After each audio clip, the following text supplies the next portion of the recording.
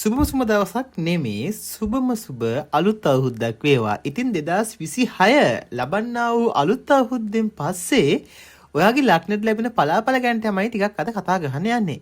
2026 වසරේ අප්‍රේල් මාසයෙන් පස්සේ බොහෝ ලග්නවලට දෛවයේ වෙනස් කරන කාල පරිච්ඡේදයක් වෙන්න පුළුවන්.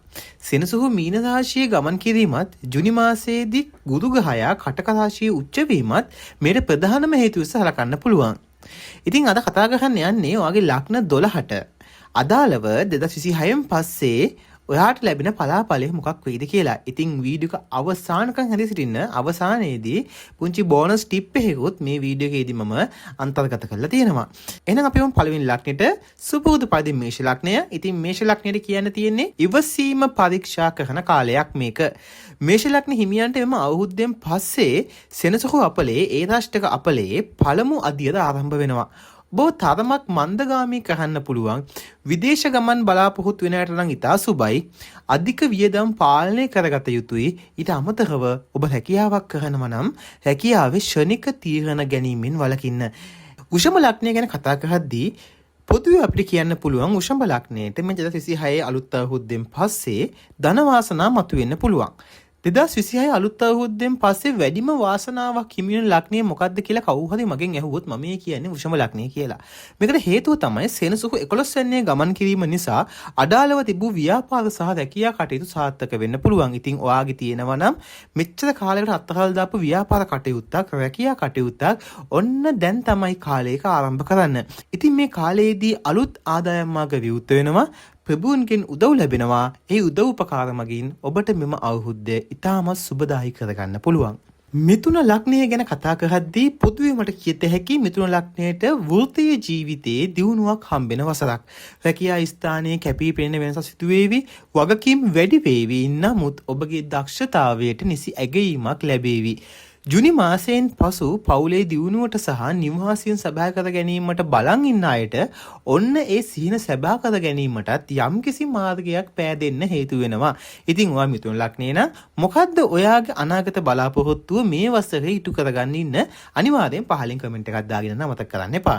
කටක ලග්න හිමියන් ගැන කතා කරද්දී මේ වසර ඔබට මහා භාග්‍යයක් උදා වෙන්න පුළුවන් වසරක්.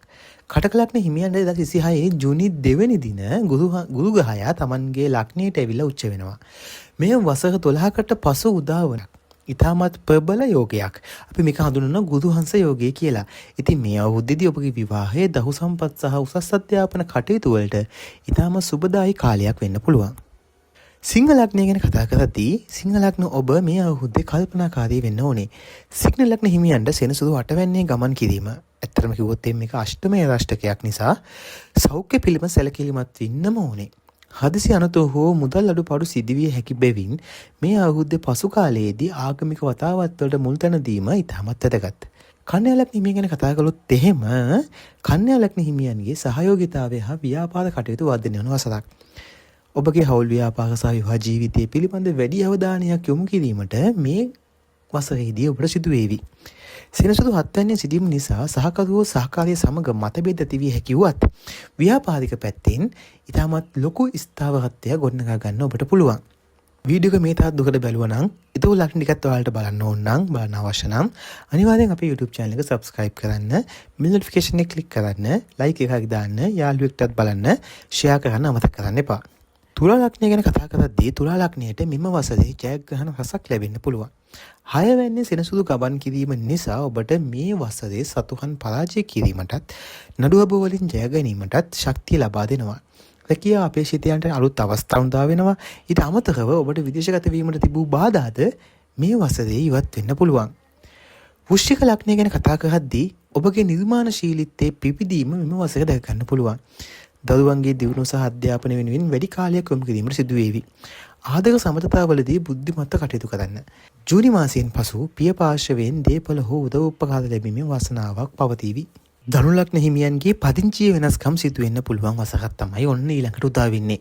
නිවස ඉඩකඩම් සහ වාහන සම්බන්ධ ගැටලු මෙම කාලයේදී විසඳෙන්න පුළුවන්.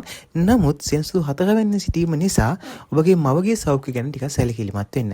මකර ලග්නය ගැන කතා කරද්දී ඔබගේ උත්සාහයේ ප්‍රතිඵල ලැබෙන වසරක්. ඔබගේ සහෝදර සහෝදරයන්ගේ උදව් ලැබේවි. ධෛර්යවන්තව කටයුතු කරන කාලයක්. කොපමණ බාධා පැමිණියත් ඔබගේ කැපවීම සහ වසරේ දෙවෙනි භාගය වන විට සැලකිය යුතු දියුණුවක් අත් කර ගන්න පුළුවන්. ඉතින් මකර ලග්නයේ අයට උත්සාහය ප්‍රතිඵල ලැබෙන වසරක් වෙන්න පුළුවන් මේක. ඔබගේ සහෝදර සහෝදරයන්ගෙන් උදව් ලැබෙන පුළුවන් වසරක්. ධෛර්යවන්තව කටයුතු කරන කාලයක්. කොපමණ බාධා තිබ්බත් කොපමණ අභියෝග තිබ්බත් ඔබේ කැපවීම නිසා වසරේ දෙවනි භාගය වන විට ඔබට සැලකිය යුතු මූල්‍ය දියුණුවක් අත් කර ගන්න පුළුවන්. කුම්භ ලග්නය ගැන කතා කරද්දී ඔබට මූල්‍ය කළමනාකරණය කරගත්තොත් මේ වසර ඉතාමත් සාර්ථක වසරක් වෙන්න පුළුවන්. ලග්නයේ රාශියේ අවසාන කාලයේ ගිහින් සිටින ඔබ වචන පාවිච්චියේදී ටිකක් ප්‍රවේශම් වන්න. පවුලේ අය සමග සමගි සිටීම උත්සාහ කරන්න. ජුනි මාසයෙන් පස්සේ ඔබගේ ණය බරින් නිදහස් වීමට අවශ්‍ය මාර්ගයක් පැහැදේවි. අවසාන වචන කතා කරන්න යන්නේ මීන ලග්නය ගැන. ඉතින් වසර පුරාම ඔබට වගකීම් පැවරෙන කාලයක් වෙන්න පුළුවන්. සෙනසුරු ලග්නයේ ගමන් කිරීම නිසා ඔබට අධික කාර්ය බහුලත්වයක් දැනෙන්න පුළුවන්.